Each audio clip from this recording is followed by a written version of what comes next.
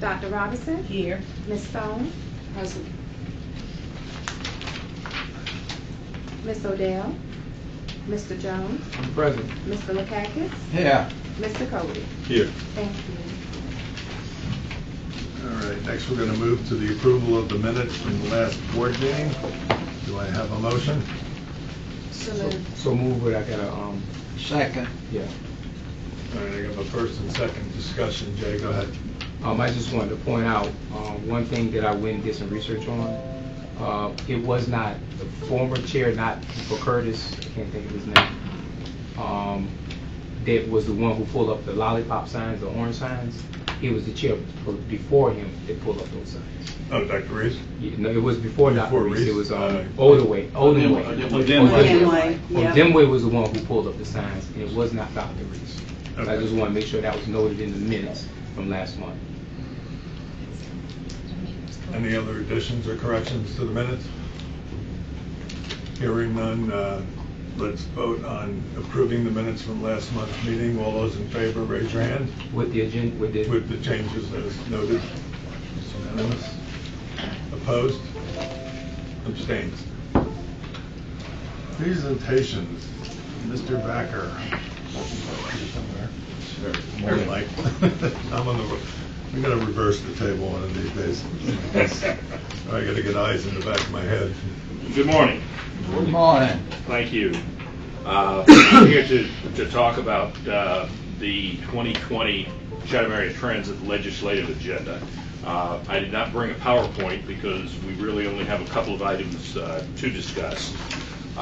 General Assembly session begins Monday, January the 13th in Atlanta. As you know, they will be in for 40 days. I believe this is the second year of their 155th session, if I am not mistaken. They'll be in for 40 days, as I said. They will be trying to get out as rapidly as they can because it is an election year for 100% of the House members and the Senate members. That 40 days most likely will wrap up by the end of March at latest. A bit of history on what we are working on. In 2017, House Bill 930 was passed.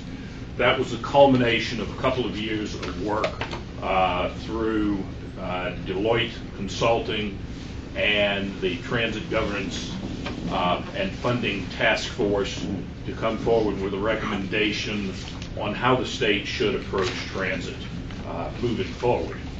House Bill 930 basically created a new agency called the ATL. The ATL is an umbrella organization coordinating transit within the 13-county metro Atlanta area, creating 10 different cross-jurisdictional districts, which is something that looked like it was going to be very difficult in concept to implement, but in fact, in practice, it has proved to be very beneficial, not without a few bumps and hurdles, but it actually has forced people within jurisdictions in Metro Atlanta who have never talked to each other about transit and transportation issues to do just that. That body is moving forward. As I said, the new agency is called the ATL. Over time, all of the transit services within Metro Atlanta will be labeled as the ATL. So Greta will be trademarked as the ATL, CCT, Gwinnett Transit, and MARTA will be labeled the ATL. In the process of creating the ATL, the state did agree to move the Georgia Transit and Transportation Investment Bank under a broad umbrella for transportation and merged Greta, Georgia Regional Transit Agency that services a lot of northern metro Atlanta, into CERTA, the State Roads and Tollways Authority. And the individual who has headed up State Roads and Tollways Authority, Chris Tomlinson, who was involved in granting us the $11 million for electric buses, is now the head of the Georgia Transit Investment Bank, CERTA Greta, and the ATL. At the same time, in passing this legislation, creating this organization, there was no funding. in the budget for that, because the budget had already been passed, the agency was created, and so Governor Deal did provide between $1 and $2 million in order for them to set up that agency. There was supposed to be a funding component within the legislation. That failed to emerge, and within the legislation, as a move to coordinate and promote regional cooperation, the legislature created they created a transit special purpose local option sales tax that allowed a jurisdiction to offer a sales tax, up to 1 cent sales tax for up to 30 years to governments across the state. All of the governments within the ATL could do this on a single county basis. The governments outside of the ATL could do this provided that they decided to promote regional cooperation and have a 2-county trans-splost. In reality, they finally realized that that would not work. And so come forward to the 2019 session of the General Assembly, and House Bill 511 was introduced, which does contain the language that we have been seeking to allow all 159 counties in the state to pursue a single county trans-splost, 1 cent up to 30 years for transit, capital, maintenance, and operations. That bill did not emerge from the General Assembly for 2 reasons. Number one, that legislation called for the creation of a new standalone statewide agency called Go Transit. The Senate did not like that. The DOT did not like that. And so at the end of the day, the House passed the bill. The bill wound up being merged with the Atlanta Airport Takeover Bill and the Delta Fuel Bill. And at the end of the day, at the end of the session, it failed to emerge. House Bill 511 is not dead. It is still alive. We've been working with Chairman Kevin Tanner to move that legislation forward. Our language, which was in HB 511, will be in the resulting HB 511 committee substitute. It no longer creates a freestanding agency. It does have a funded component that calls for a tax on Uber, Lyft, and ride-sharing activities and taxi cabs that would be dedicated to transit. We don't know exactly what the mechanisms of that are going to be, because normally those funds go into the general fund.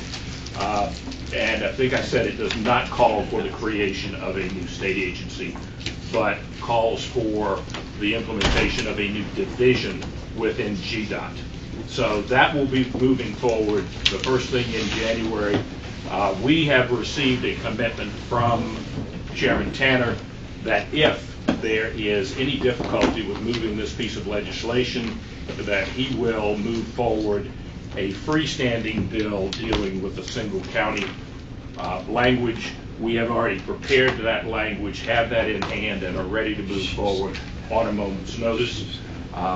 Last year also, Representative Carl Gilliard introduced House Bill 48, which would reinstate the previously held exemption for transit systems, school systems, and university bus systems from excise tax on diesel fuel. That was on a rolling 3-year exemption that had to be renewed when the state passed HB 170, which restructured the manner in which fuel taxes were collected and went from sales tax to excise tax. The state was trying to gather in as much money as they could.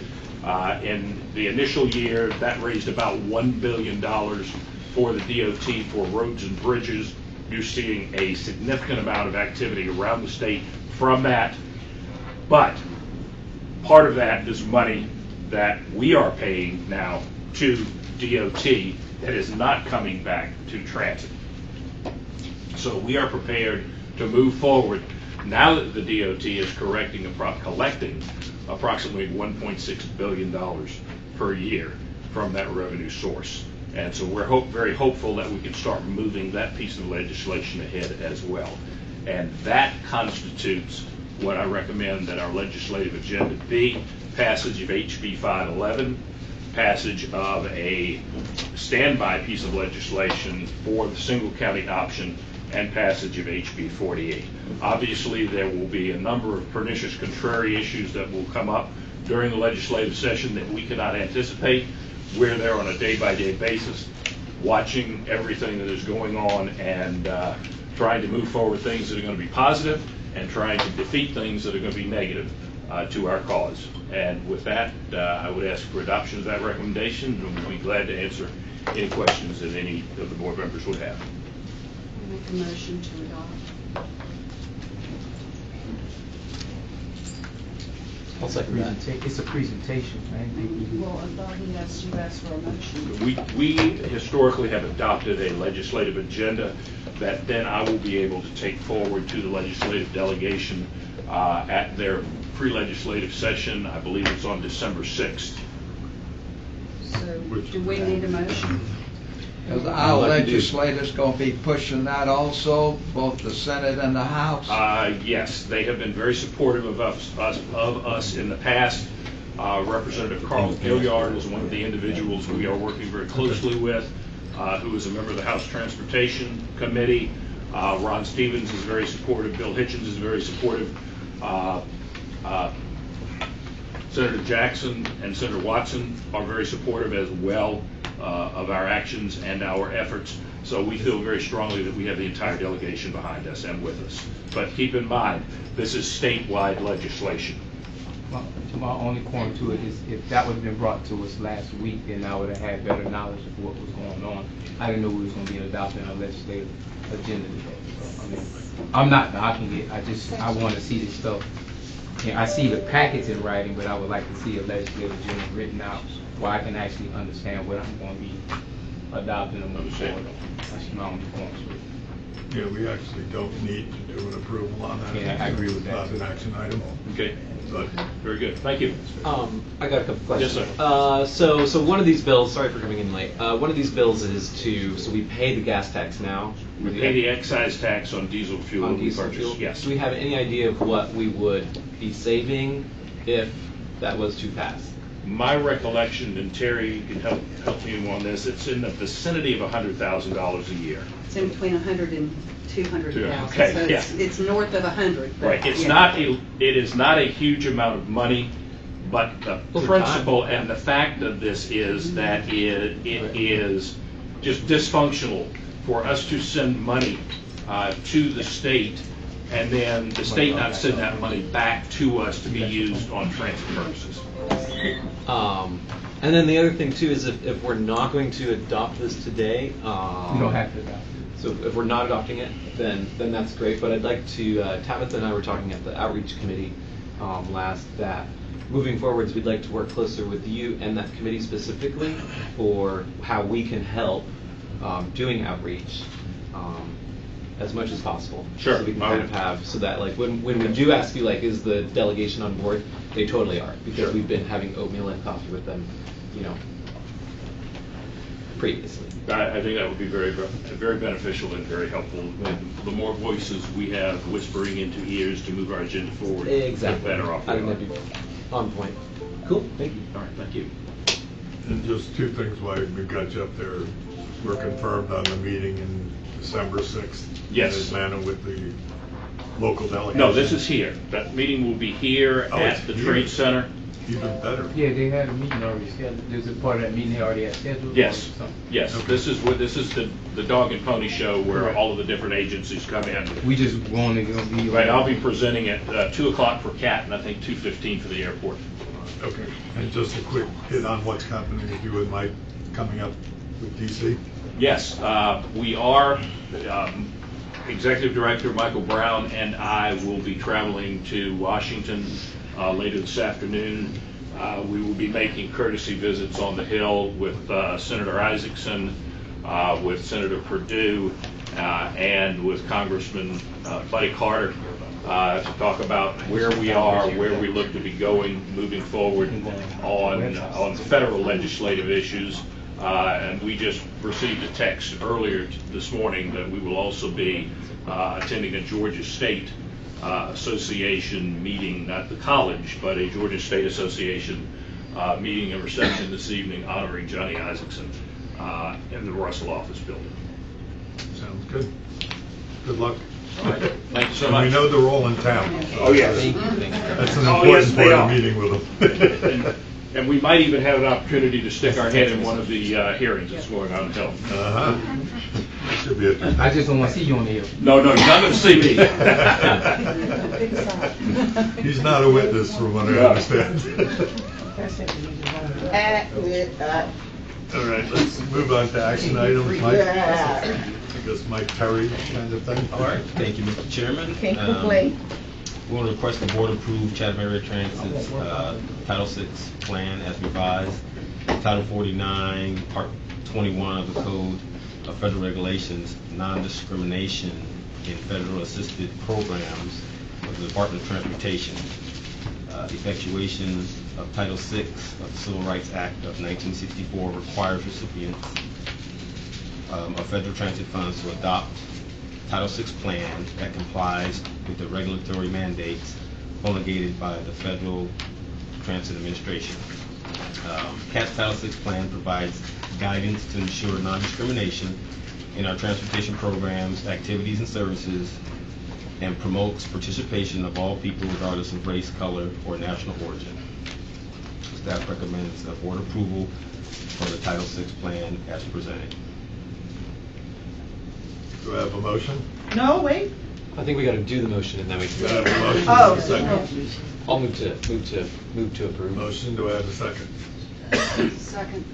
Second? I got discussion. Yeah. Yeah. You want to go first or Tabitha? I know Dr. Robinson had discussion. So. Well, I have several questions. Okay.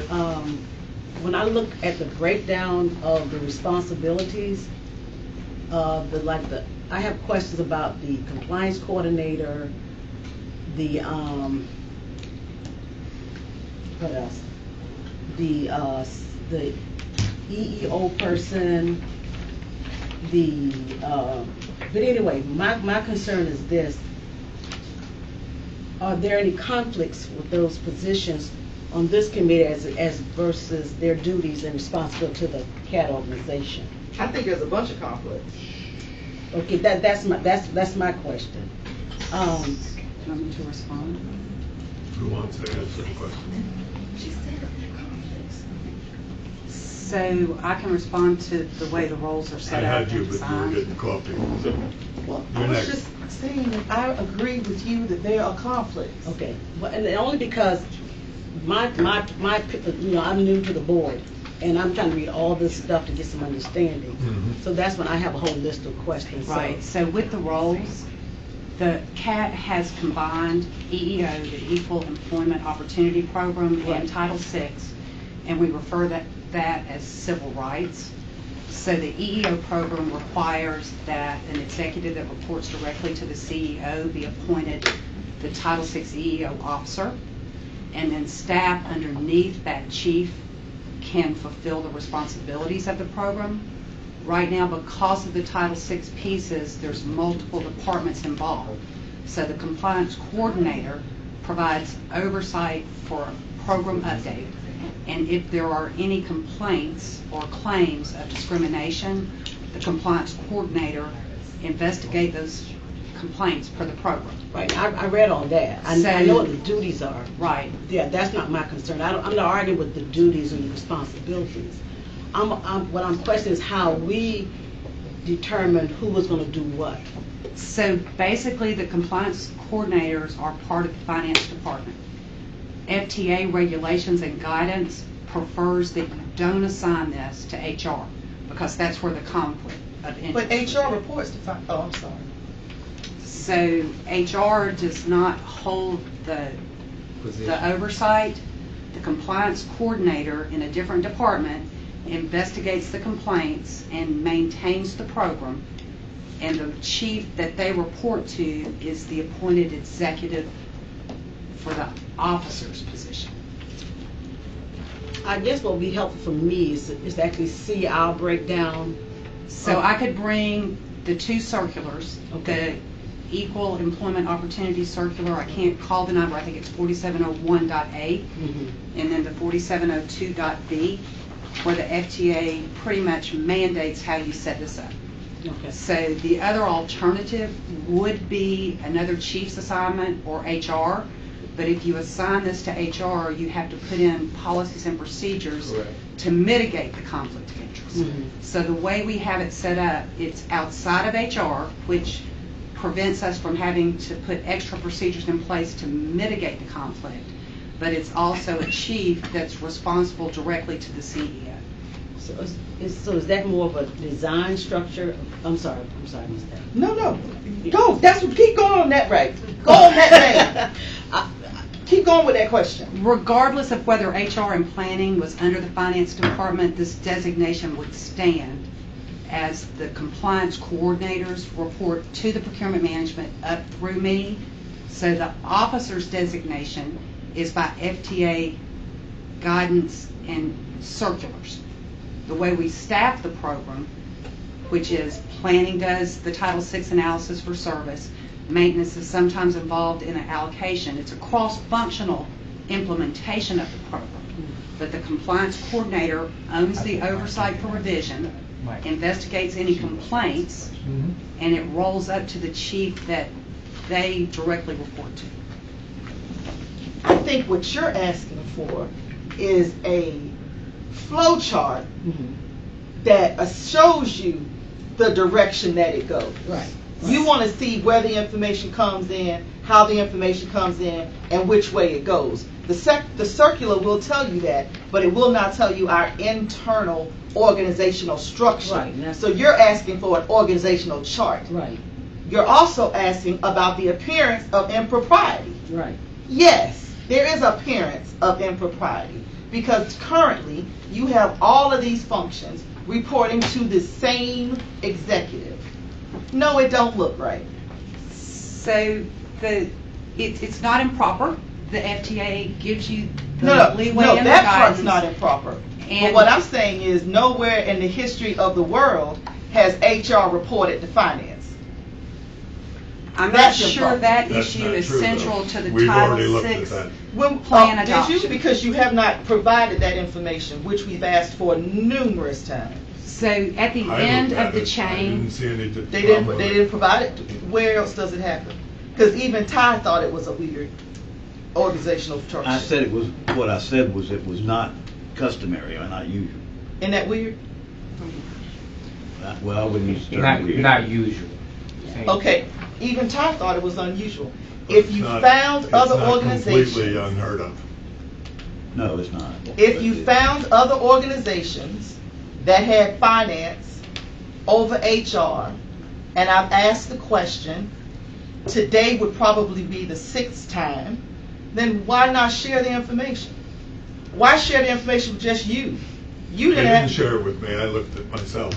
I looked it up too and couldn't find it. I would love to see it. Where else is it happening? so at the end of And the if title, I guess my question was that as well. And what I'm seeing is based on organizational structure, like we're overworking some people with so many duties and responsibility that I don't know We how are. effective they can be. That's what my concern is. Because the other question I had, we can get back to that, was when I look at the funding for the limited English proficient, and the money comes from the MPO. My question was, and that says MPO section 50, page 8. My question was, on our budget item, is that a line item? Where would I see that money for the funding for your limited English proficiency? 'Cause I have so a there's question. not a direct funding level. Our Title VI program and our planning functions are coordinated with the MPO. Right. And they're similar. Section 5303 is a FTA grant section for planning funds. Mhm. So the work that we do and the work that the MPO do, together they count as the LEP program implementation for this community. So how do we know that? 'Cause you talked about a survey in here. Right. that was done, and the number of drivers, who interacted with the limited proficient individuals. Right. And their requests for translators. Right. So if we had to do that, where would that money come from? We did those surveys internally, so our salaries and wages for the staff that participated in collecting that information is how we funded that. So we don't get any money. So the FTA mandates several programs, but we refer to them as unfunded mandates: Title VI, EEO, and DBE. So they require us to draft these plans, implement the plans, resource the plans with staff, but they don't provide any grant assistance to cover the cost of that. It's a part of being qualified for federal grant assistance. But is that a true statement? When we say that it's funded, would we say in our The joint LEP initiatives for the community are funded in part through the MPO 5303 planning assistance, yes. But nothing. Nothing flows directly to CAP for that. But I think she's asking, aren't you asking how was that delineated in action? Yes. She wants to know the actions upon which that particular funded or non-funded program have been delineated. Where in the budget is that delineated? So the That's what she's MPO asking. did that. It's part of the MPO budget, and it's part of their grant assistance that goes directly to the MPO. For us, the work we do with Title VI is staffed in cross-functional departments. We have planners that do the Title VI work, and we pay them in salaries and wages. We have outreach and we have compliance that do part of the work, and their wages pays for that. And we have HR that collects some of the statistics required, and we pay them through their wages also. Right, but her question is specific to limited English, that outreach and accomplishment. So she's asking, So how was that accomplished? Through the system development salary and wages budget internally by staff. Okay, so then maybe we should work on the funding. I mean, the wording of how that's described. So Or either change that to delineate between the MPO piece and CAP piece more succinctly. Yes, We can do that. that's what she's asking. I'm sorry. Is that No, what you're exactly, asking? because it's confusing to me, because I'm thinking there's monies that should show up in our budget, and Because it sounds like it should show up, doesn't it? right, that's Right, yeah, right. that's what It's a collaborative effort, and it's presented in both plans, but we can change the wording so it's clear which organization is doing which part of the LEP. Dr. Helen, the question I have about employees, that's something we should take up in executive session, maybe just talk about. When you say employees, what are you insinuating? Well, we were talking about, the question I was asking about the discrepancies and the Organizational chart. Yes, is that something we should take up maybe in, No, that would not That would have to be qualify for okay, executive session. okay, so I can keep going? Because I just don't want to prolong That's this something you can meeting. actually, this is something we're getting ready to vote on. So. Okay, all right. So if you have questions, concerns, well, I think you should ask. We can just go over all of them. Well, the other thing I had, because when I look at the overall structure, I wanted to know how often is Goal 2 addressed? I wanted to know how is Goal 3 being implemented? I wanted to know, is the Title V coordinator and the compliance coordinator the same person? So can we ask one question at a time and see if we can get Okay, it? okay. Yeah, that would probably Right, be so easier. give me a summary of the goals. I don't have the entire plan in front of me right now. And I personally didn't write it. Thank you, thank you, Chuck. I think Goal. I have the control log, but I don't have the plan.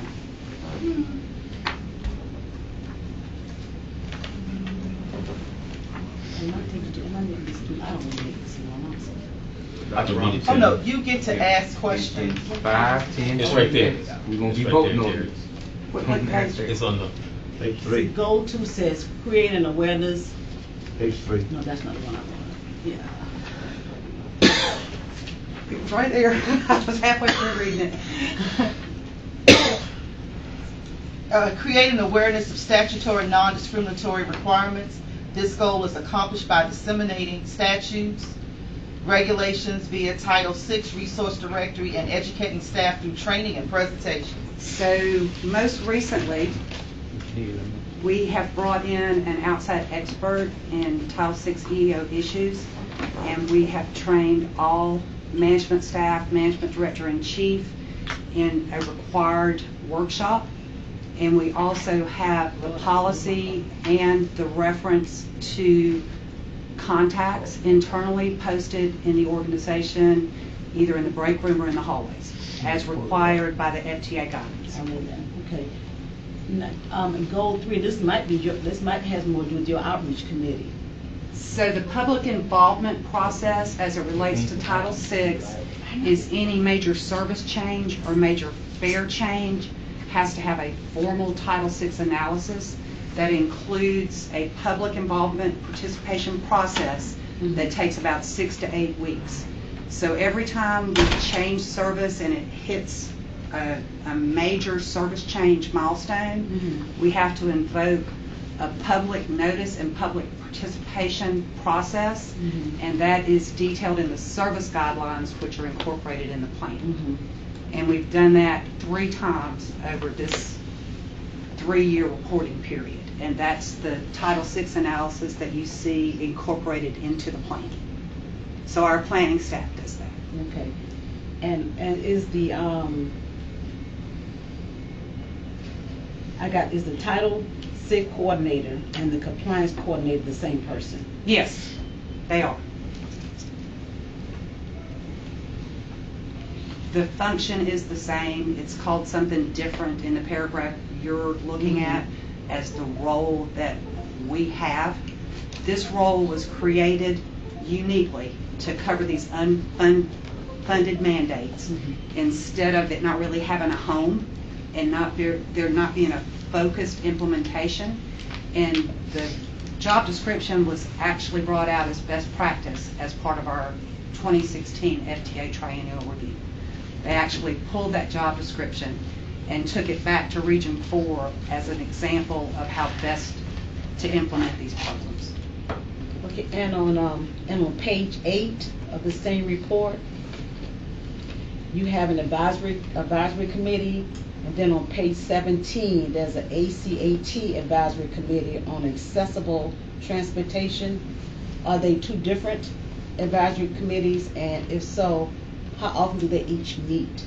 So they are 2 different committees. The ACAT is a standalone committee that CAT has participated in, and I don't know the details of their meeting canvas. The other advisory committees are the ones that we set up that have been kind of dormant, but we do have plans to reinstate and start meeting as those advisory committees in the future. But currently they're not active.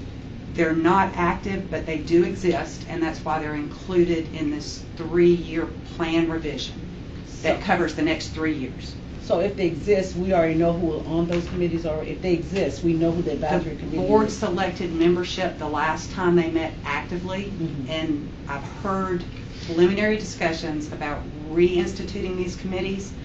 Once it gets to that point, this board will be asked, it's my understanding they'll be asked to recommend and appoint the members of these 2 advisory committees. And how many members on each committee? A lot. I don't have the structure in front of me. 20, 18, Previously, how many? 25. Up to 10 each. And we do have an ATA advisory committee that meets quarterly. And it meets on the same day as ACAT, so that they can continue through with one meeting that day. And as a sidebar, can we get whatever committee meetings, whoever's on these boards, can we get a listing of these names? For ACAT?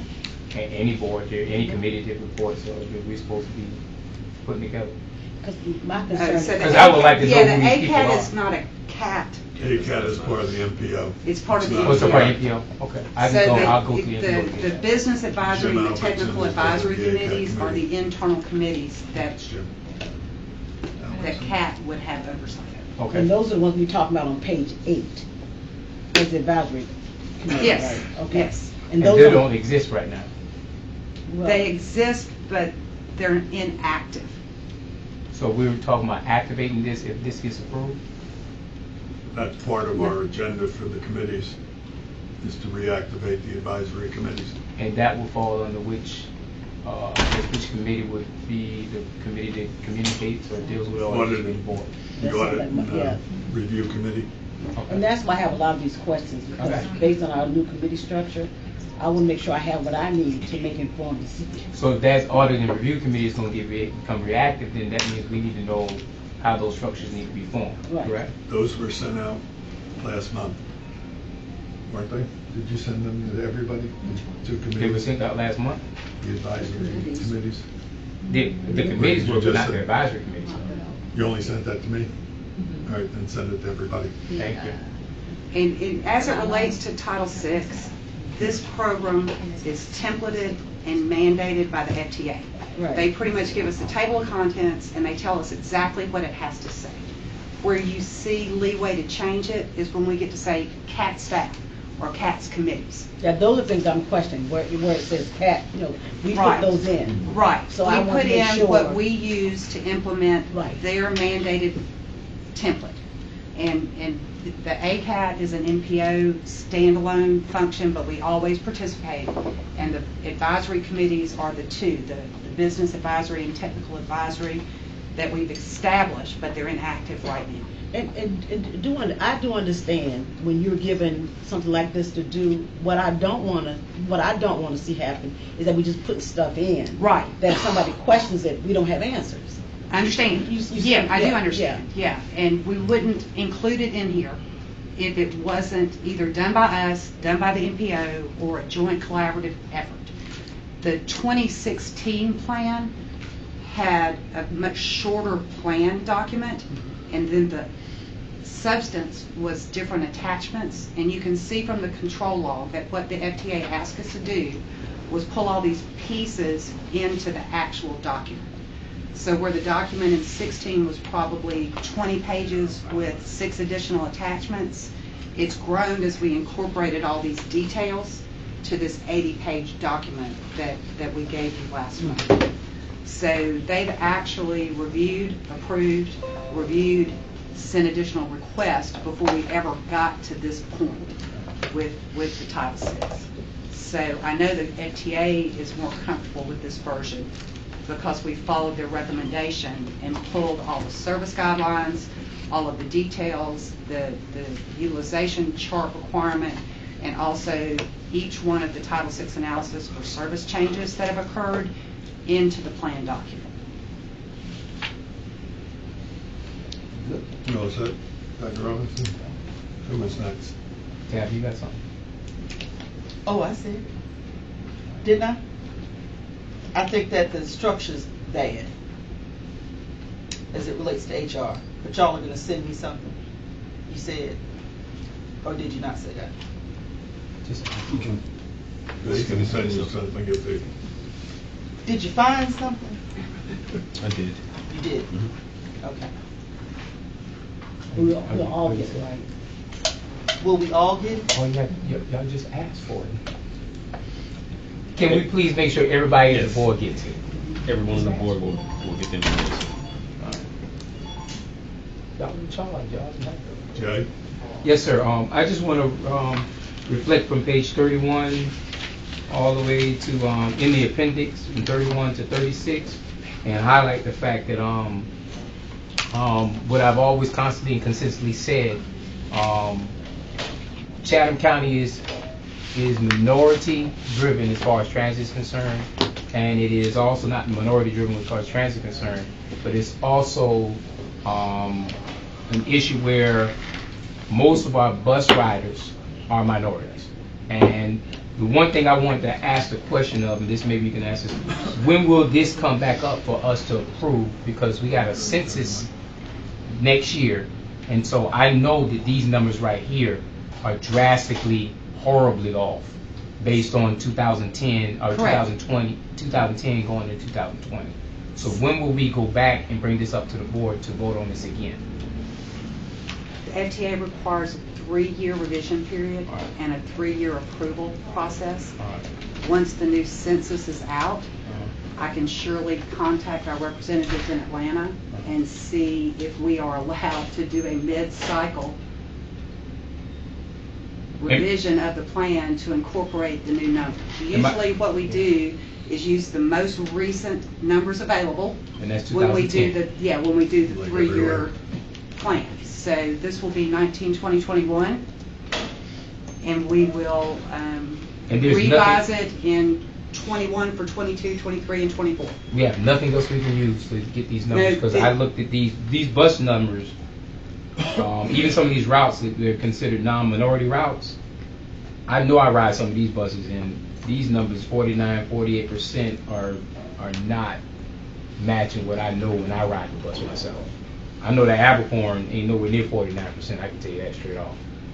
Anytime I've ridden the Abercorn, it's never been less than 50% minority ridden. So I mean riding. So Yep. I understand we have to go to.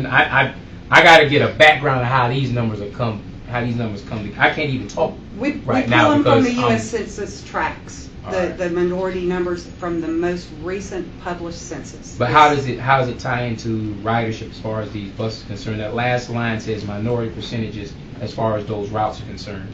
How is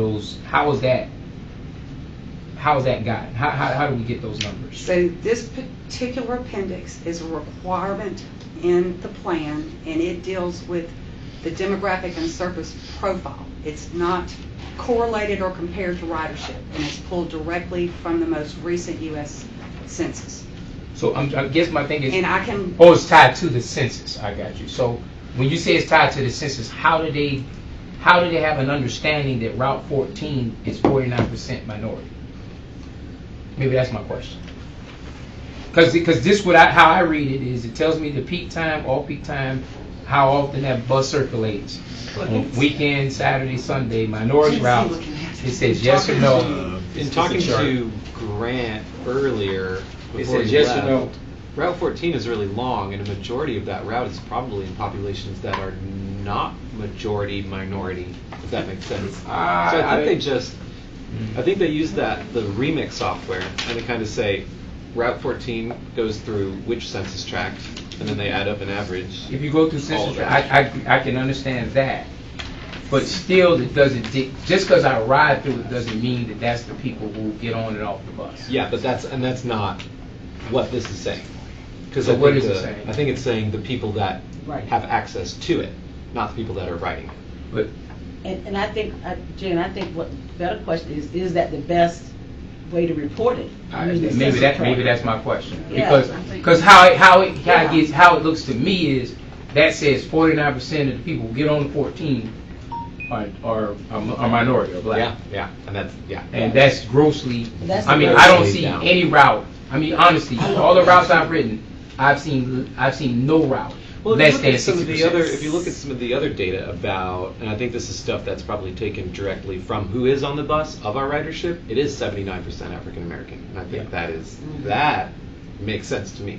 But Route 14 being 49 or something percent, That makes no sense at all. That's clearly not. And so I'm trying to get an understanding of how that number was developed, so I can do understand that, and I think respect. We will resolve these questions as thoroughly as possible, but we were not prepared in this board meeting to discuss these stats in that amount of detail.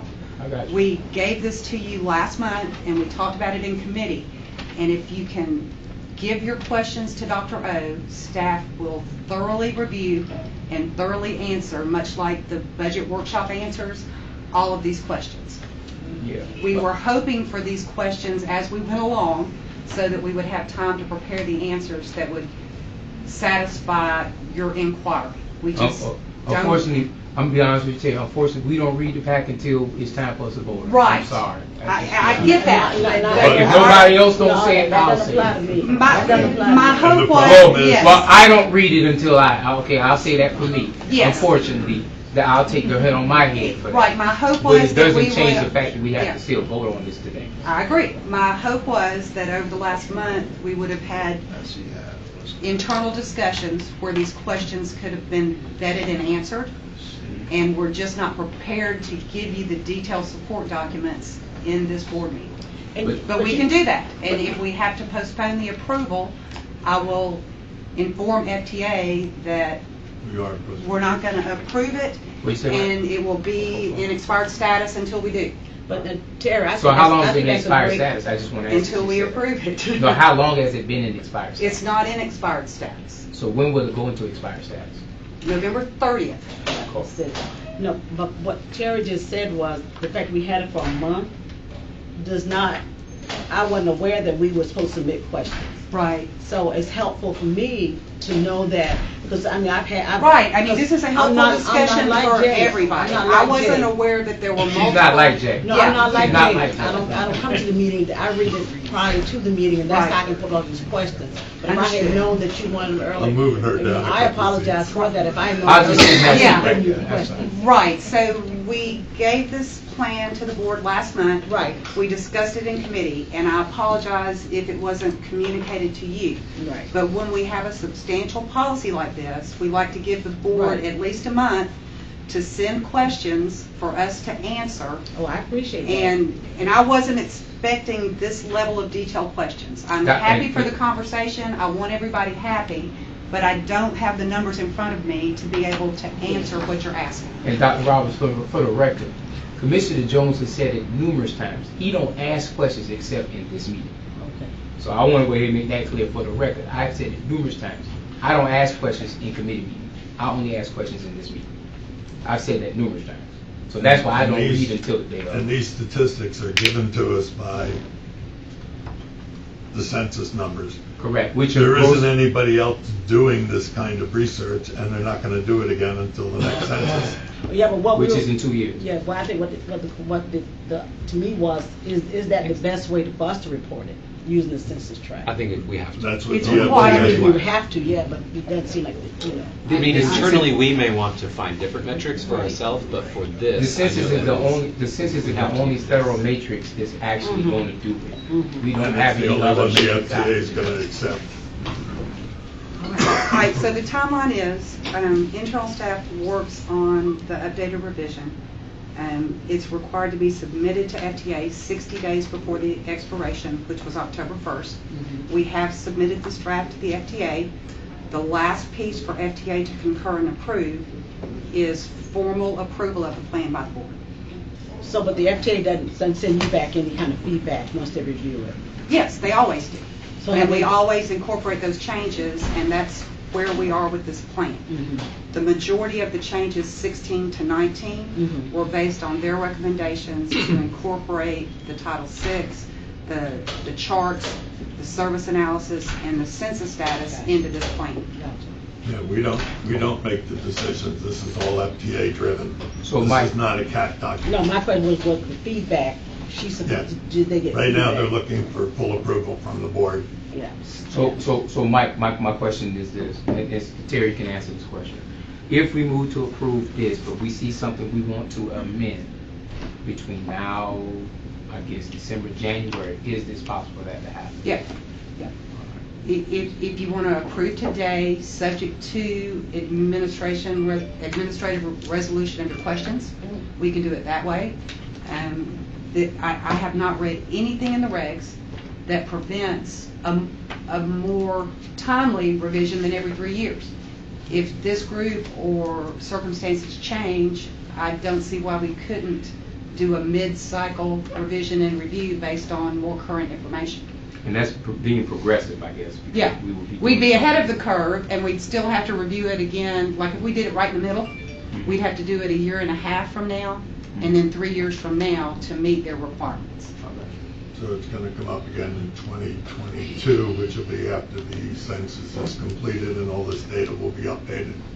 That's the only scary part I got is we're using grossly old data and transition of population to Chatham. You got to change the FTA. It's not our decision. I'm with you. We only have so much of this that we can actually control, and there's very little else. So then we would. Yeah, and the majority of the information presented here is static. So we're reporting what we did over the last 3 years and how we did it. So the interviews and the questions and the Title VI analysis we did every time we changed the service, that's not going to change because that's what we did 17, 18, and 19. So what was the recommendation, so we can make sure we put that? About, Beverly, you got the recommendation for what she want, Dr. Robinson wants? Yes, we'll incorporate that. Okay. Yes, sir. Dr. Robinson, you got any more questions? Boss lady, you got any more questions? Yeah, I'll move forward. You want to put that? What do we? I'm sorry, how do we I think I- want- A motion on the floor, wasn't it? And Yeah, Well, we're still let's in go ahead and vote, discussion. and I apologize. Can we go ahead and vote unless But we Clinton have has something? an agenda. Thanks. I thought this was a very fascinating document that really brings a lot of this organization together in terms of sort of like the folks that we're servicing, the way that we do it, and making sure that we're protecting, people in the community that need it the most. So I was reading it with great interest, very interesting. Couple things were under the public meetings. There is a section about who the board is that I think is either describing how the old board was put together or is not up to date. It says there are 9 county commissioners. There are 9 elected county commissioners and 4. I can't remember what. That was the old board structure. Yeah, so I think that needs to be updated. What page is that on? It's on page. Good catch. I mean, this is really interesting. That's some young guy. I think I am. There's also a glass of wine. Under public. What page you read? Public. I'm looking over your shoulder, Clinton. All right.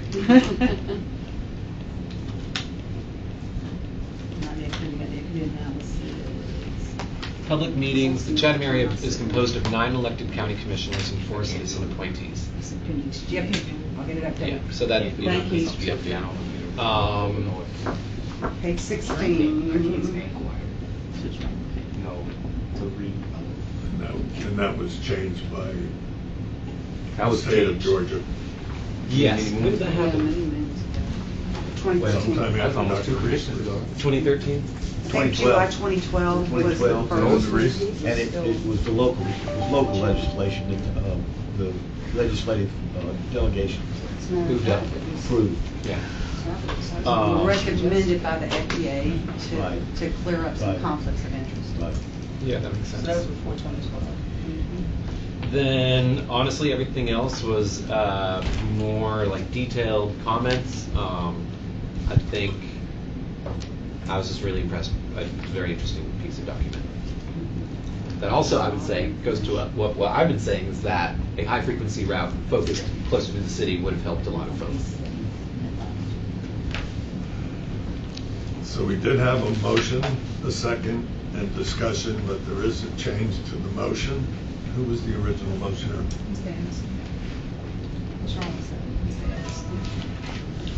We're going to have to modify that. to maybe I'd like I'd like to modify the motion to approve of this policy pending administrative adjustments. What administrative adjustments? Those would be the board thing, figuring out the difference between the MPO and CAP funding, and was there a third? Just I answering just want to make sure questions it's to the highlighted. board. I think that's all. In the guy in the sky. So it's just 2 things? Yeah. Okay. So I'm going to Yeah. change the description of the board. I'm going to add information that clearly defines the MPO's responsibilities and fundings and caps. And then I'm also going to commit and promise to answering everybody's questions in detail until they're satisfied moving forward. And if any amendments need to happen within the structure between now and then, She's gonna check you. Yep. Well, I this can is- bring this it is back a- administratively so that you have a final copy of the document you appreciate approved. it, thank you. Yeah, it's under, Because I think but. I'll second the motion. We have a second on the new motion, amended motion. Any other questions? All those in favor of approving this Title VI plan, raise your hands. Unanimous. All right, Executive Director's Report.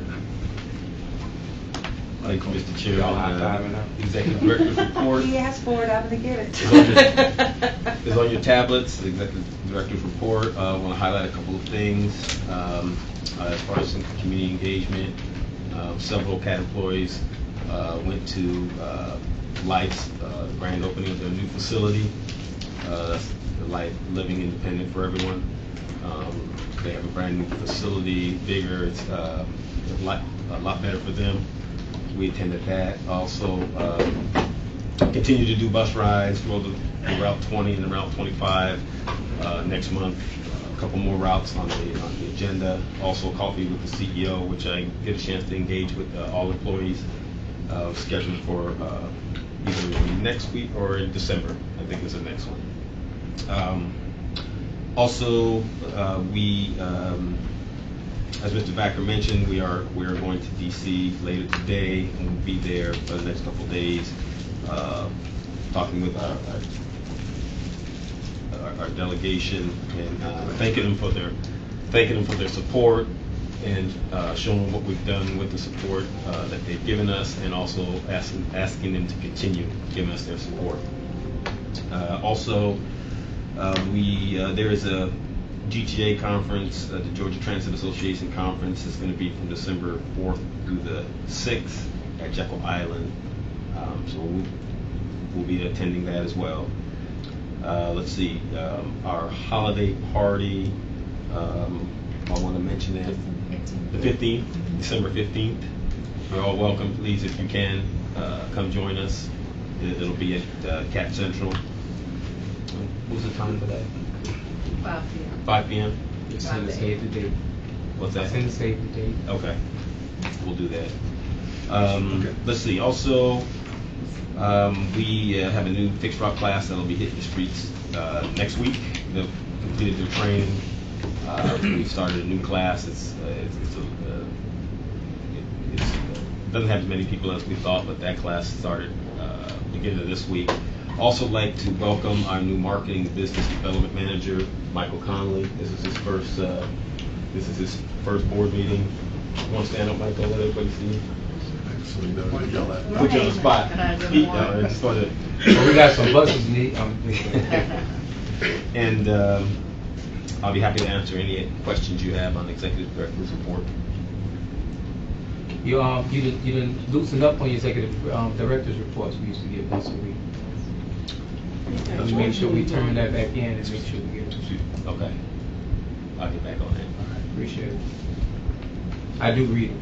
Like you said here. When I get them. You said we Dr. welcome. Robinson can hear that. You said we welcome 4 new employees. We welcome. We welcome. We had. Oh, I was talking about operators. I got it. Given the fixed route operators and admin. You did hear me read those before. Here it is, Jack. Any other questions for Mike? Appreciate it. You want to move right into service delivery? Yeah, moving into service delivery. Is that Mike again? That's Mike. That's Mike again. That's Mike again. So, a couple things I want to point out.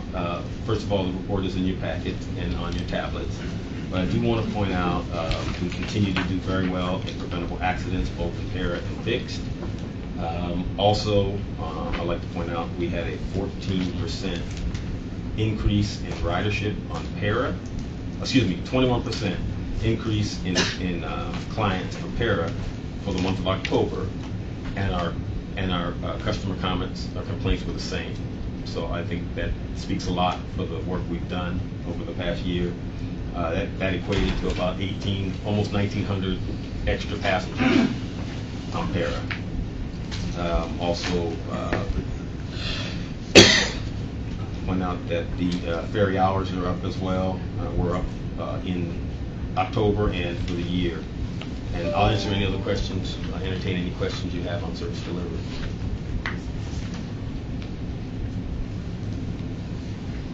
One thing that we need, as we understand, the staff people in different positions and all, they go ahead and do something that has happened in the past and have not brought it to the board. And a situation that we have like that, is all that discussion that's been going on for, a few months. And people are asking questions, why have not we been informed about what has occurred with the staff that the board needs to know? I'm not sure I know exactly what you're asking.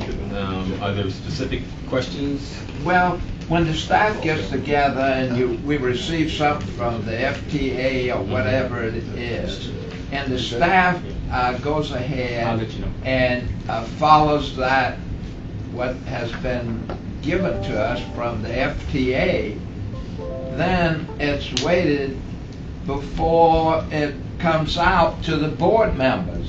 And we've had a lot of discussions about that, and that has brought up a problem with us for all this excessive information that has not been brought up to the board members. In other words, you get something from the FTA and the staff members get it, and then it's not brought up to the board in a good way. That's what I'm talking about. And then we have this because it's gone on, and it's just like what James has been saying over there. I asked for something 4 times, and we haven't got that information yet. So we want to eliminate that as best as we can so that the board will know what's been brought to us by the FTA and has been discussed with the staff. Yeah, we usually bring those things up in committee and discuss it in committee before it gets to the board. Michael, what you have been doing since you're in that particular position has done a good job. Bringing up the information that you have for us that's requested, But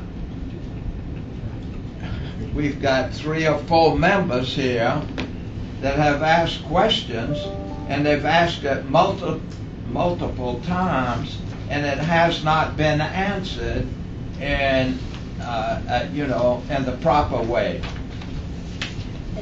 And I can give you an example, I think, of what he's talking about, like, be able to help me remember, what was it I asked for other than the, there was some data that I wanted. And that's One year's worth of APCs, and that data has been pulled, and we are right now manipulating it into a board presentation format, and it will come to you this week. But I mean, I think that's the kind of thing he's talking about, is that, if you're doing something, at least communicate.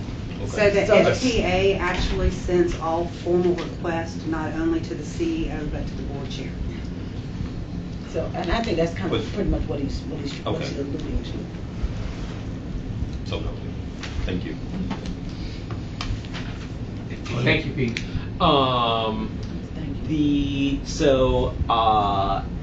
I think some of us think visually, and some of us think through numbers, and some of us think through text. I think Terry thinks through text and numbers, whereas I think you and Tabitha and I, maybe the other ones, but I don't know, think a lot more visually. Numbers all. And yeah, don't give me numbers. But like the flow charts for things would be helpful. Going back to the Title VI thing, kind of a flow chart would have been, like another way of just presenting the data so we can follow it. But specifically for these, I'm a big fan of graphs, and I was a big fan of the color coded thing that sort of told us or told a story about ridership. And so I think if we could get those back into the status reports, and then find other exciting things we can do with that information to make it more transparent, would be very cool. I know that MARTA has, on the MARTA website, you can go and click on KPIs, and it's like real-time data of, Right on the yeah, it's actually pretty whack. So not like that, but having that information more presentable for our riders and the community at large, I think would be kind of cool. I think we need to discuss that in committee. That's something. Is that Yeah. on the website or is that on our reports? Well, it's in our reports, but it's on page, this is on page 139 out of 171, so it's a little hard to find, you know? And so I think if there was like a list, if there was a website page that was like, how's Cat doing? And you could figure it out, then people would be able to have it, you know, engage with it more. Yeah. The visuals are just great. So it's not for the board, it's for the website? Or both. discussion? It's for the board and the It's just for website. both, yeah. Yeah. Whatever's presented us should go on the website. Yeah. I mean, transparency. Well, it is, isn't it? Isn't the entire agenda on the website? It is, but again, it's on page 139 of 171. 170 something. You know, and so like, Well, unfortunately, Title VI was 82 pages. The minutes were 44 pages, so those are your first two items. That's 136 pages in. so really it's just The rest better- gets put in the last 40. it'd be a matter It of follows the agenda, unfortunately. presentation. Yeah. Yeah, and if we could develop Yeah. a. Unless you want to presentation change the more agenda visually order, pleasing. we can put that on the top. Because this is All wonderful, action but I also items like at the beginning. the number 14.19, you know, fare box recovery ratio. That's difficult to understand out of context Yep. It is. of the other year, of the other months.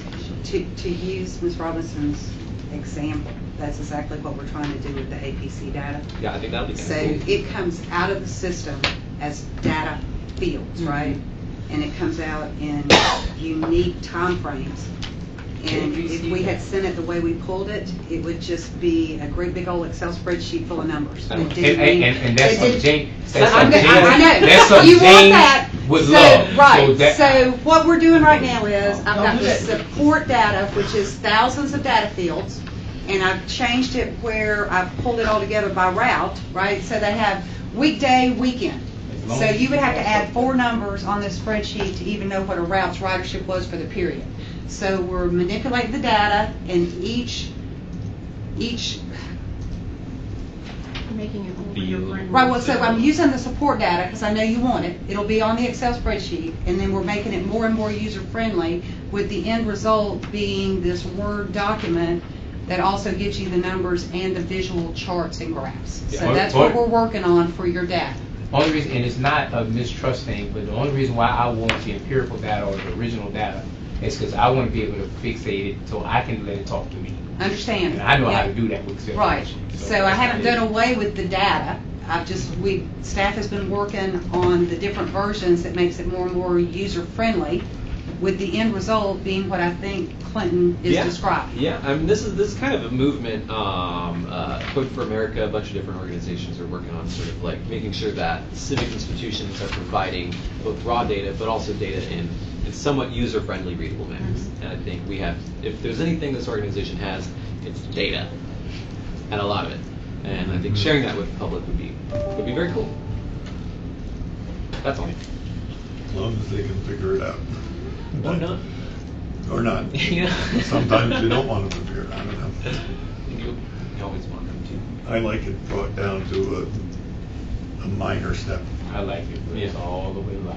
Yeah. We give you 3 versions, one on each extreme. Mhm. I like that. I'm really still writing that. Anything else for Mike? Since we're actually still on his report. All right, let's move to system development, Patricia. Well, good morning. You all have our system development report in your packets, but there's a couple of things that I'd like to highlight for you. We did launch our e-commerce page, our online ticket sales. That launched on October 28th, and sales are going well. As a matter of fact, last week at the CAT Mobility monthly meeting, when we mentioned our online sales, we got applause from one of the members in the group. And they were asking about next steps. So it's going well. We just earlier this week, we got one sale from an organization for 150 tickets, 100 tickets. So $150 sale online. So that's going well. We also did launch our discounted fares for veterans. We launched that program on Monday, November 11th. And the staff, the system development team, they really covered it like a blanket, getting everything out. We did press releases, Tabitha, you mentioned a gentleman to send additional information to. We took care of that. We also did specialized flyers for our bus operators so that they would know that we want them to press key number 5 on the buses so that we can track the information for you all and present results to you at the 6-month when the pilot is scheduled to end. And plus, in addition to that, staff attended the safety trainings with bus operators that were scheduled last month leading up to the launch. So Erica Franklin, our safety director, had a series of meetings with bus operators. There were probably like a total of about 9 different meetings, and so the staff, we tag teamed those meetings so that, again, we could communicate to our bus operators that this new program was starting. It was very important for them to punch the right key when a veteran boarded our bus and wanted that reduced fare. So, and then we also got information on the website as well. So those were the 2 major initiatives that we recently launched. We have also been busy distributing the system map. We have come up with a distribution plan, so we now have our CAT system maps over at the visitor centers, the one across the street, the one on River Street and Bay Street. Eric reached out to the public libraries, so Live Oaks Full Street Library has some of our system maps, as well as we have them at the Georgia Southern University Armstrong bookstore, where they also sell our tickets. So those are some of the major projects that the team and I have been working on, and if you have questions, just let me know. Yes, ma'am. I think that we should also get in touch with Savannah Master Calendar and make sure that we provide them with information on what we have and what we're doing, so they can put it on that. And I think that we should reach out to the school board to talk to them about some type of program for high school students. I noticed we don't have very many students who ride the bus. And I know when I was in high school, that was our mode of transportation. Our parents didn't carpool us places. But it's getting there, because with the hub, they're starting to do hubs for high school. Right, So, to get them to the different schools. Right. So I think that I think that would significantly increase our ridership to include high school students and transporting them, back and forth to their social and, maybe after school sports. Maybe some of them, ride the bus home from practice or something. I don't know. But I think that we should reach out to the school and talk to them about putting a program in place for students. Okay. And we are internally have had some conversations with the school system, so I think some emails and phone messages are going back and forth. And then, as I mentioned to you in committee meeting, we are working on a comprehensive marketing plan, and so going after that demographic, the younger rider, will be included in our marketing plan. So we will be having discussions with school systems, and we'll be thinking about other things that we can do to try to attract that demographic to the system. Yeah, and some way to make parents feel safe with their kids on the bus. I think the urgency is, right now, is because they're going to go to the hub system, they're going to start piloting it. I think this is good for us to get on board. Yeah, they're starting the hub like immediately. Right, it starts August. school year. Right. Terry, you had a call from someone at the school system? I did. And so, yeah, we are pursuing that. Thanks. Any other questions for Patricia? I got a couple. For the maps, would it be helpful if we just sent you ideas of where we could send maps to?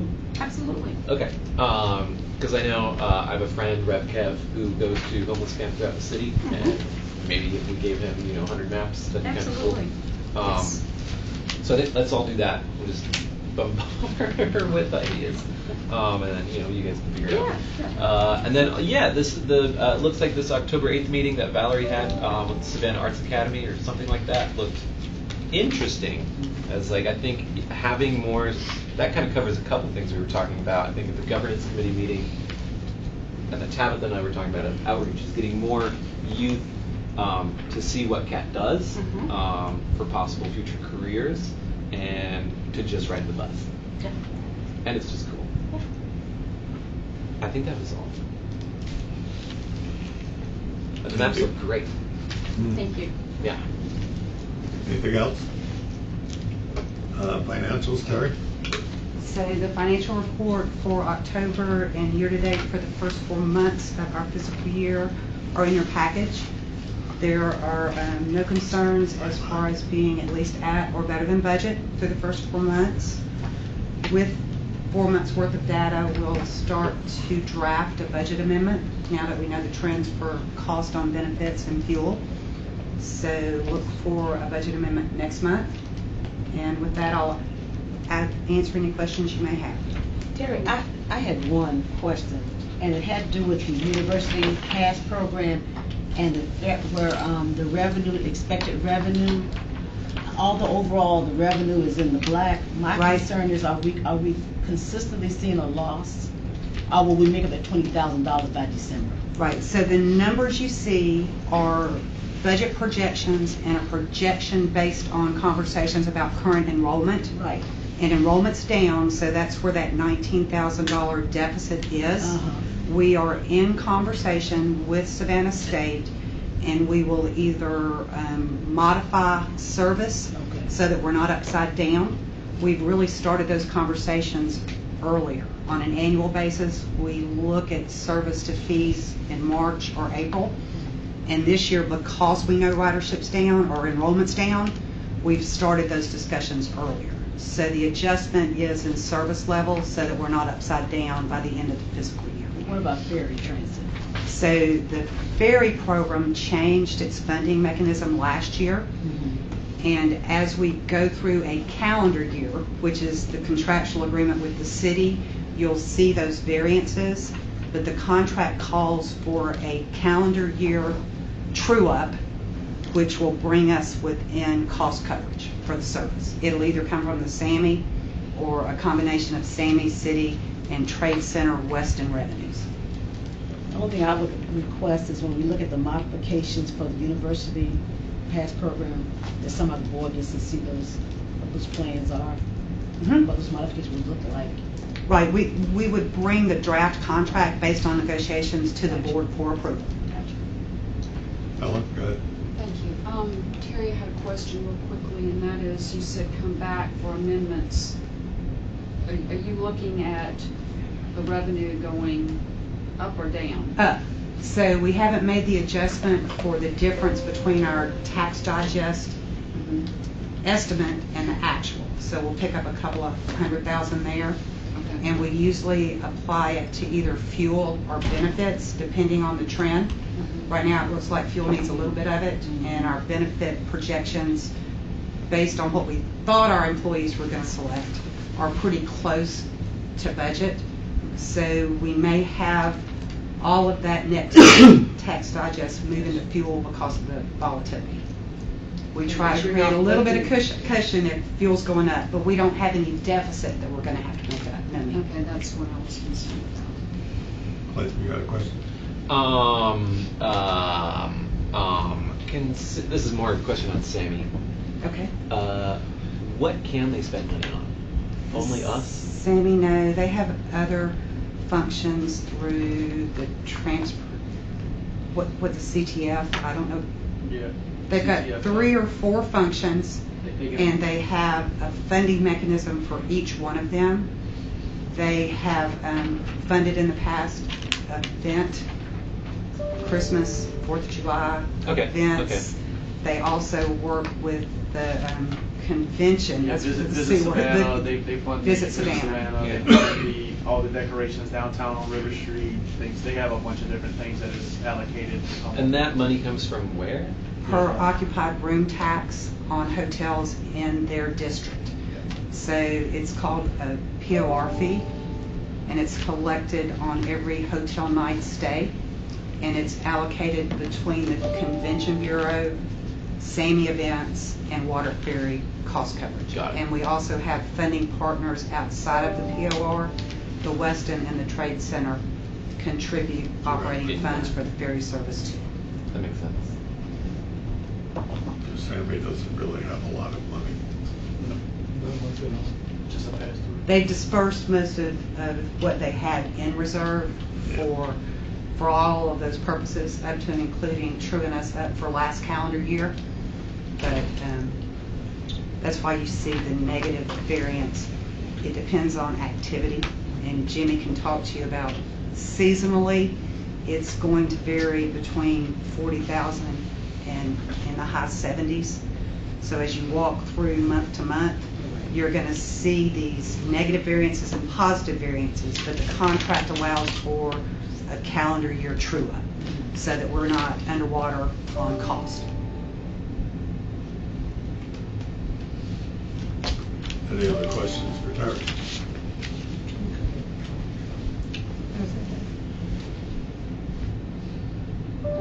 All good? All good. We have no old business listed. Got a new business. Who's gonna, like, want to do that?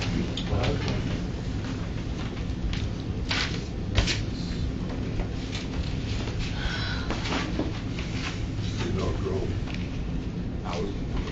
Jason, he can do it. Oh, okay. I've got. I was Who's gonna do what? He's waiting on you. Well, he's got it in his hand. Yeah, so we're going to have a networking event scheduled for January 22nd. It says 2019, but that's 2020. Going back in time.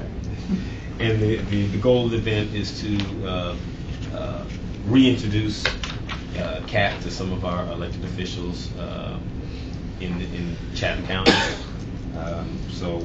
It's like a networking event we had a couple years ago. I think some of you attended that are here. We would really like for you to show up. Again, it's just reintroducing CAT, letting them know what our plans are, and asking for support, so that we can do for them as well, and congratulating some of our newly elected officials. That's the thing you. Yes. Okay. Can I Kind of came up in two I'm not committees, but. expound on I'm this? just- Sure.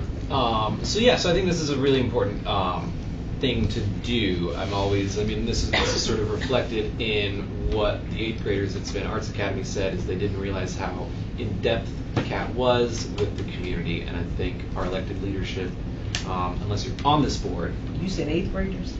How old are they? Savannah Arts don't Yeah. have 8th graders. Savannah Arts don't have You it. mean Savannah Classical? It's a school.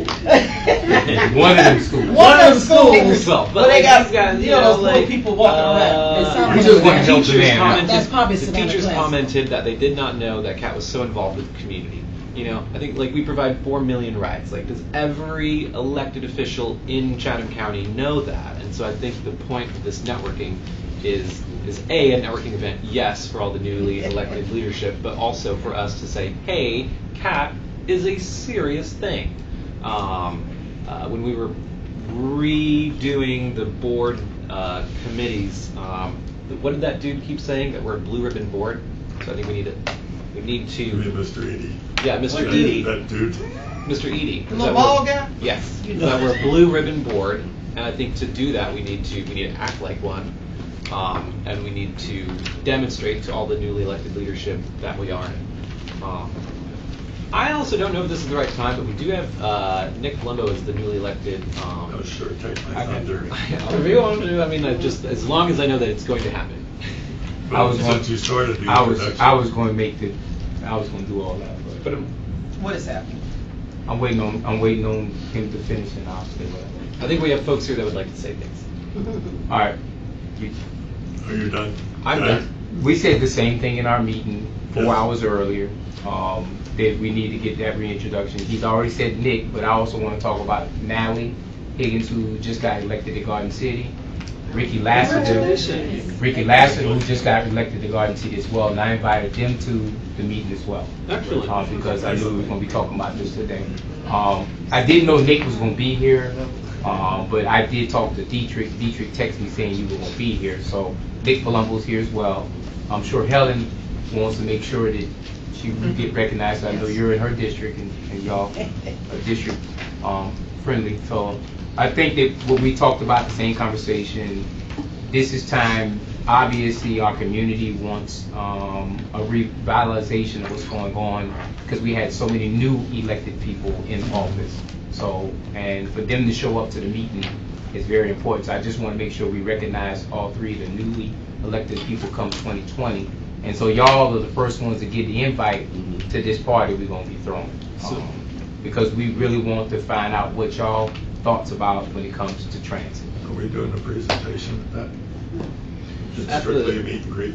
I think we're going to do a small presentation. Okay. I mean, like to. I thought we said we were going to do a presentation. But that's what I'm asking. But I'm not interested. But I ain't putting it together, so it don't. I mean, I can't answer that. Wrong committee. I'd like to help put it together. I think Clinton will take care of that. Also, I think we've got more than just the elected folks here that would like to talk. I don't know if there's room. I don't know if he's who is he? Yeah, Mr. Vice Chairman, Nick Palumbo, incoming district for Alderman for City of Savannah. One of my neighborhood association leaders is here today, who's come down, taking time out of his busy schedule. He's the incoming president for the Ardsley Park and Chatham Crescent Neighborhood Association, and has a passion for transit, and did want to take a moment just to address the board today. Okay, so we got somebody else who wants to do that. I also got Mr. Hodges behind you. And the reason why I brought Mr. Hodges here is because Mr. Hodges was instrumental in 2012 trying to start the transit conversation in Garden City. And so he put a presentation together. Not only did he put a presentation together, he was one of the ones who got the what they call those things. I don't know. I'll just read it. He's one who got a petition around to try to get transit in Garden City. And so I do want to allow him to have a second too. If we won't allow him to have a second. But I think we don't need to do that until after we do the governance calendar, and then we talk about those two items. We can do that. Yeah. All right, let's do the governance calendar, and then we'll let some introductions go in. I'd be digging up. We did agree. We did look at this at the governance committee to set the dates for the next 6 months, the second half of this fiscal year. Everybody can take a look. I don't think we found any conflicts from what we sent to everybody, so if there are no corrections. And I'm gonna say just go. I'm just say so moved. Second. I'm just gonna say for the record that we have vetted this against any kind of conferences to make sure that we don't have any kind of at this point, we have no conflicts. I'd also like to add, it took me 20 minutes to put this all on my phone, so please don't change it.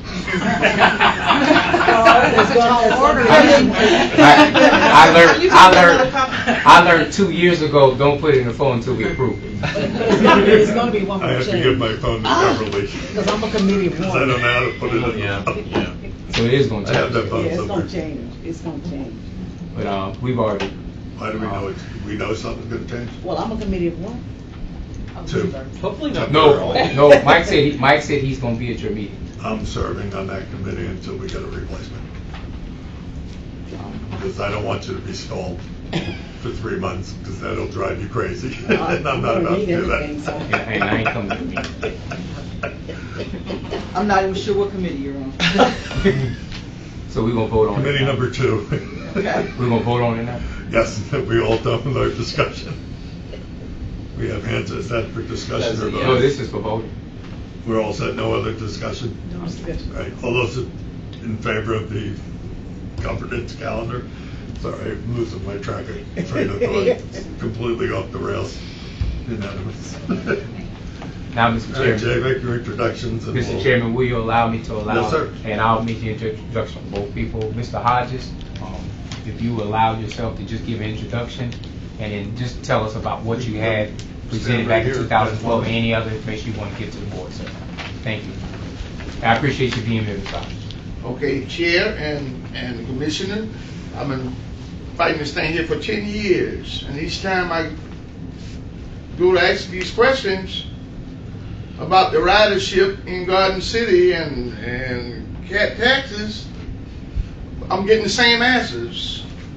You know, it's 2019 now. It's still, the recording's still going on. Well, we need to stop passing the buck. You know what I mean? I mean, the cat taxes. I don't understand why we can't get the bus in Garden City. I don't quite get that. What questions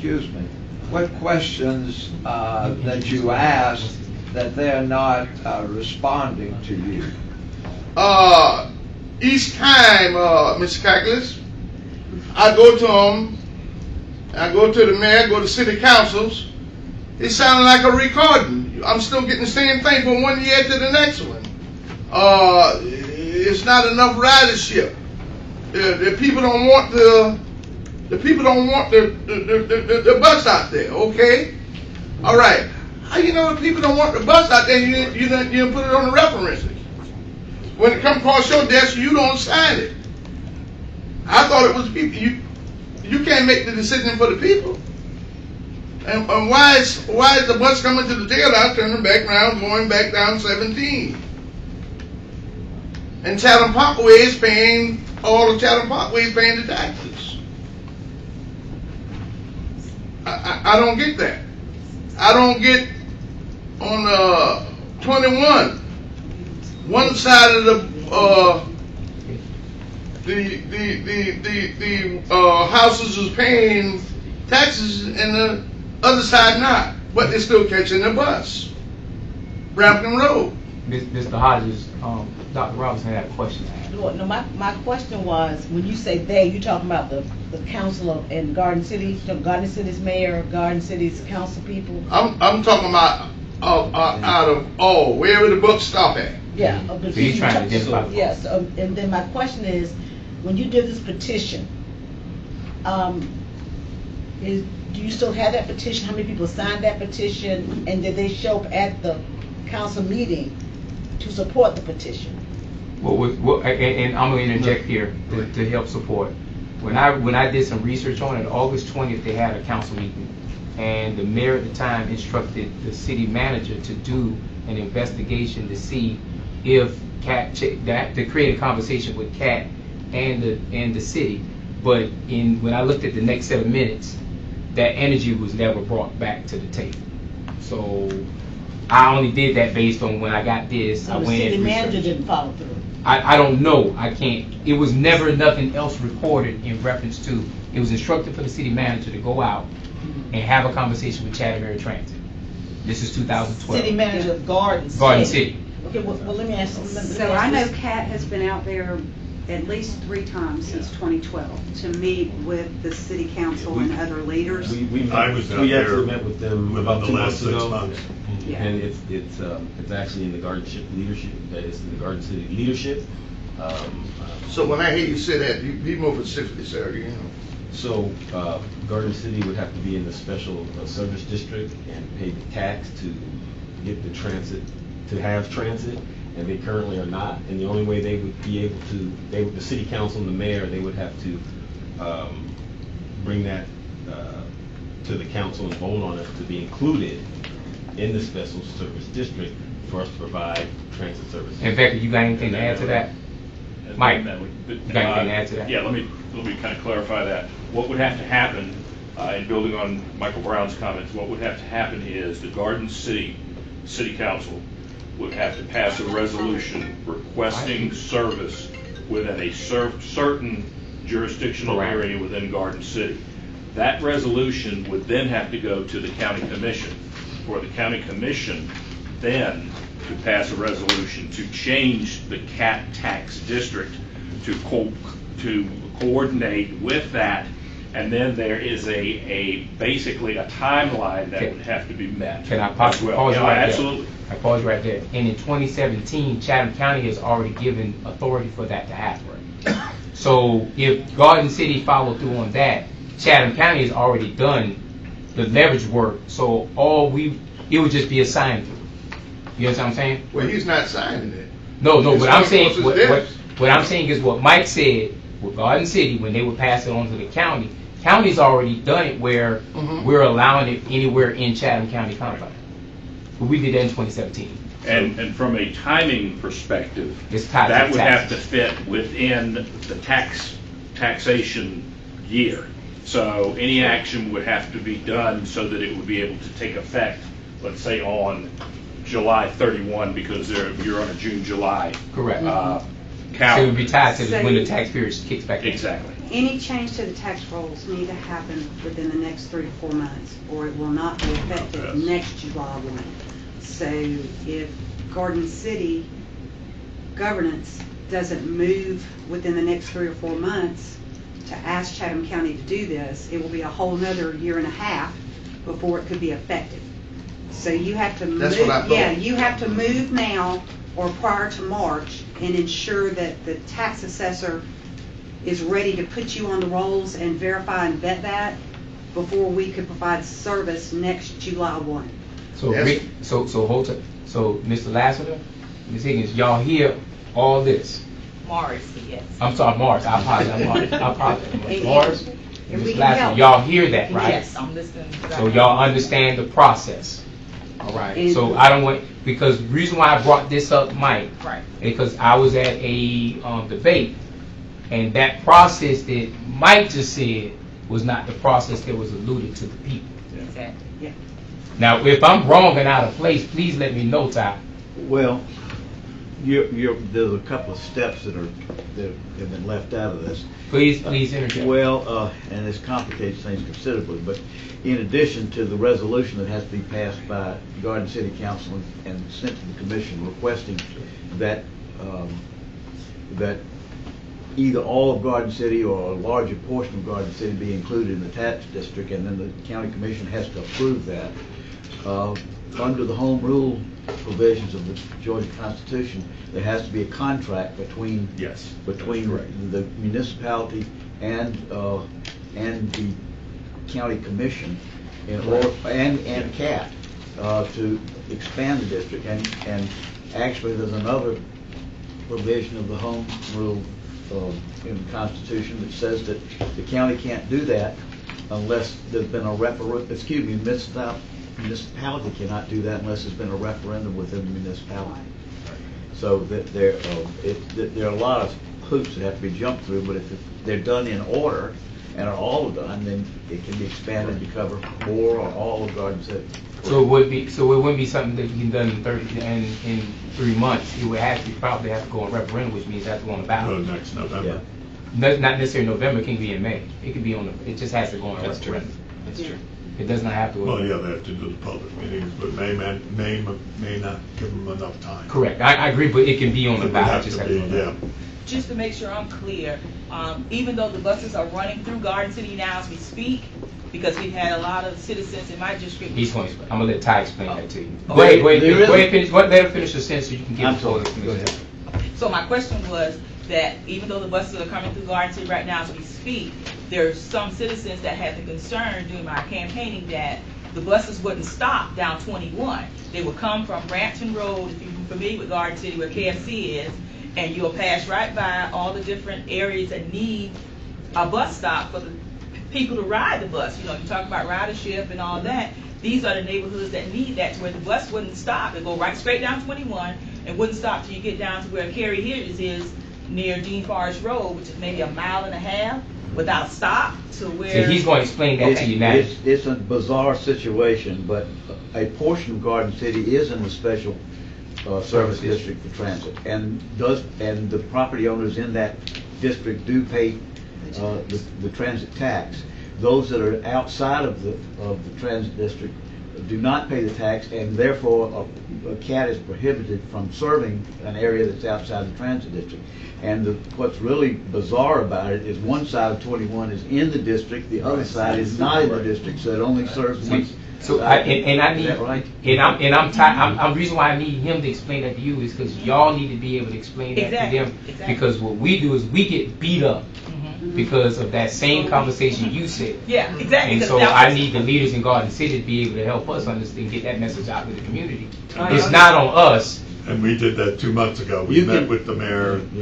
Oh, you did? You can stand up, Yes. get Carrie We Hilliard out explained all there this to them, but- and look at Okay. stops across the Street.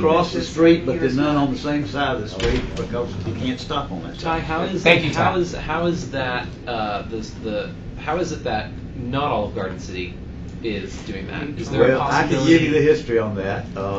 Is there a possibility that we could just, instead of doing a referendum, expand or change the contract if there is one? There is not one. There is not one. There should be, but there is not. And it's, at the time the CAT was created So we need to by do it. legislation in 1986, there was an opportunity in the one of the two companion pieces of legislation that passed that allowed the smaller municipalities other than Savannah to opt out of the district. All the other municipalities opted out except Garden City, but there was a handshake agreement between the mayor of Garden City and the county manager, Pat Salerno, at the time, that Garden City would not opt out, but the district would only include a portion of Garden City and not all of Garden City. Which is Chatham. I appreciate that. Chatham City is the major part of it. Yes. And that section along 21. Right, that's it. That's it, that's all that Chatham, or Garden City agreed to put the tax district in, so that's gonna be your decision to Why change can't that. you get it countywide? It has been By approved re- countywide. By referendum, Yeah. like the steps that they were describing, if you follow those steps, then we can stop where they see them. And I'll add. And we can come help through informational workshops if you feel like that would help. We've done that in the past. We've had just the board, just your governing elected officials, and we've had the public come, and we've walked everybody through it. So if that would help you, we're willing to do that. But I'm hearing it wasn't successful because they keep going back and nothing's resolved. But that Right. sounds like because of, But I think if there's a will, there's a yeah. way. Garden City has, That's Yeah, mayor, right. And mayor, and and what I'm hearing is that we're talking with the mayor, but we're not talking to the folk who need the service. So my but the thing- mayor no. and the city manager are the ones that will sue us. But They I'm have trying to to put invite that us service. in. No, what I'm saying is that having private conversations with the mayor and the city manager, then bring it to an open forum, let the people hear the conversation. But they You have see to that- invite us in to do They have, that. Yeah. they have to We invite don't us. run Garden City. Okay. They have Could we their own have- set, and could now we they have have a some Garden new people City on the board. themed meeting? Yeah, But we yeah, can we've have done but that we in the can't have a past. Garden We City can. team meeting in Garden City.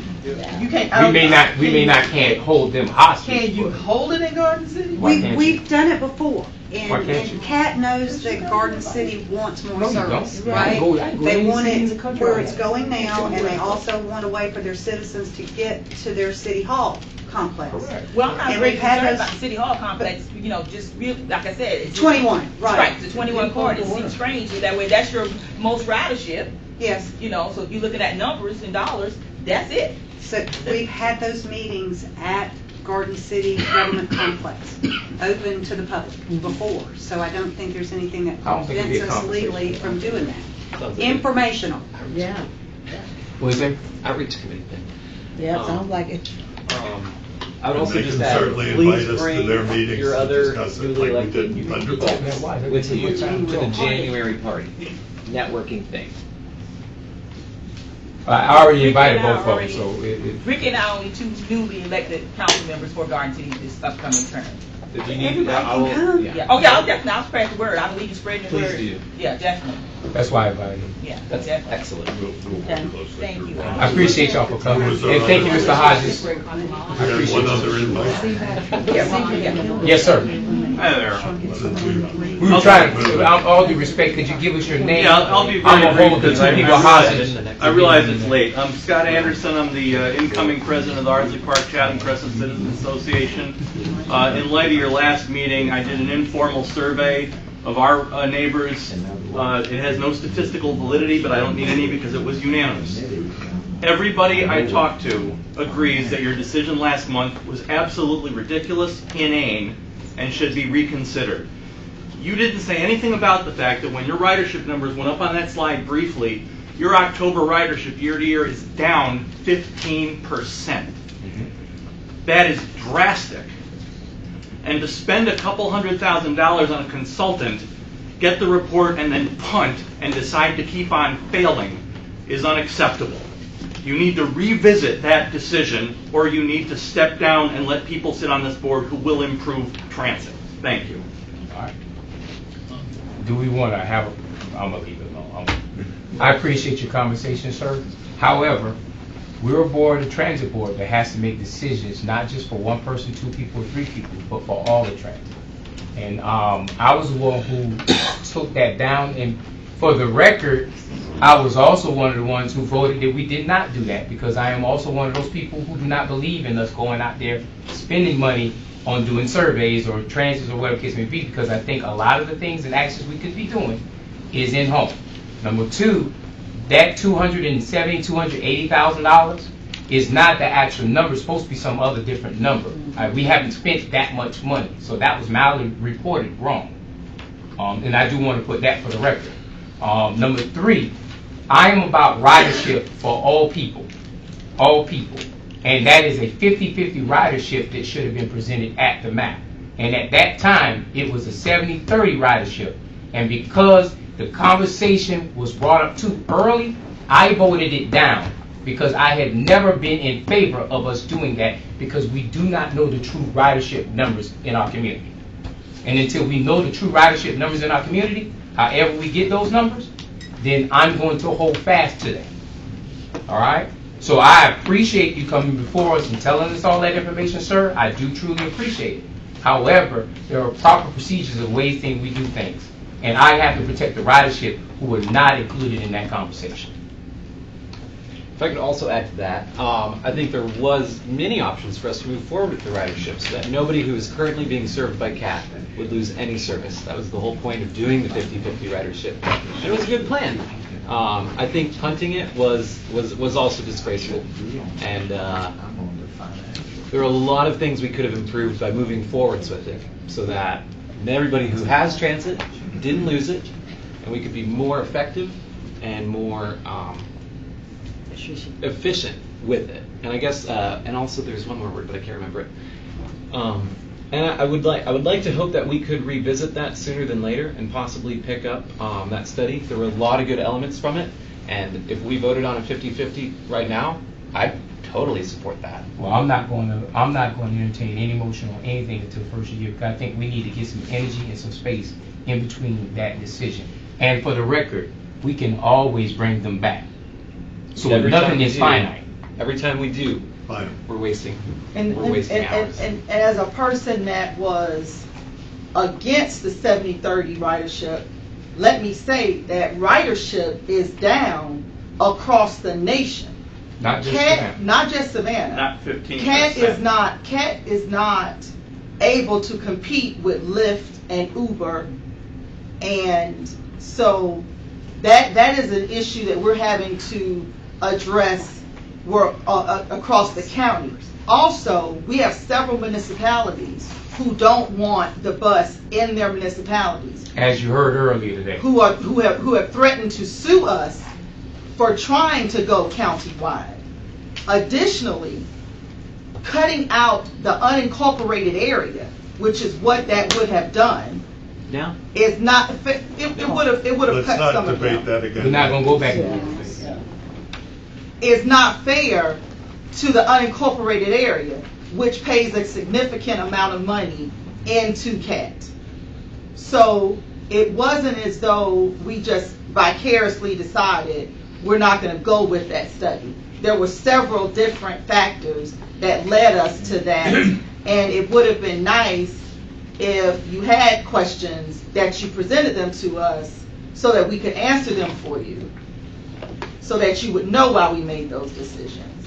But, thank you for your comments. They're greatly appreciated. And to clarify, CAT is not the ones being sued, obviously, because I have not seen that. Isn't it the county they sued for countywide? Yeah. Let's just remind us we're not at the county meeting, we're at the CAT meeting. We weren't sued. Yeah, I'm sorry. CAT is not being sued. Yes. The county has been threatened to be sued, has been sued, because municipalities do not want to have the bus system come through their municipalities. And a municipality would be Pula, Garden City, Thunderbolt, Bloomingdale, and such. And gentlemen, again, anytime you want to sit down and talk, my friend, I'm willing and able to talk to you. It doesn't have to be in the Catboard meeting. We can be anywhere in city, Savannah, Chatham County. We can sit down and talk. All right? Yep. Thank you, sir. And I appreciate you bringing your heartfelt opinion, because it's needed. We always need any kind of conversation we can bring to the dialogue of CAT. And we have actually had nothing under the executive session, so we're going to skip that and go to adjournment. All So in moved. favor? Second. Thank you. I'll take a business card if you got one. Are